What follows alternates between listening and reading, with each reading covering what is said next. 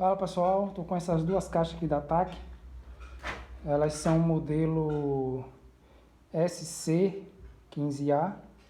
Todas as duas é ativa. E elas têm um leitor aqui na frente, cartão de memória e pendrive, Bluetooth também. Mas só que eu tirei para fazer outro projeto, não tinha utilidade da forma que eu utilizo a caixa. Mas na verdade ela apresentou um problema, especificamente essa que está aqui aberta. Eu já fiz o reparo e coloquei aqui, mas antes de fechar estou mostrando para vocês. Quando eu ligava a caixa ela estava normal, mas quando eu aumentava o som na minha mesa, ela começava a apresentar rouquidão e o som distorcendo. Não dava para ouvir nada, bastante rouco, distorcendo o som. E não dava nem para distinguir o que estava tocando. Eu abri ela, fiz alguns testes e pude constatar que tinha dois capacitores, especificamente esse que está deitado.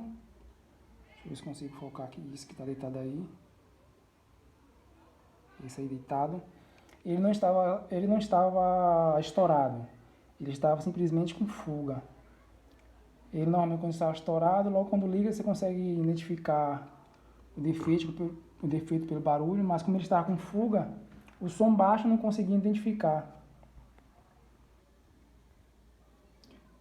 Ele com som baixo eu não conseguia identificar, mas quando aumentava o som, já que ele estava com fuga, ele apresentava o defeito, mas fiz a substituição desse capacitorzinho aqui e a caixa voltou a funcionar perfeitamente.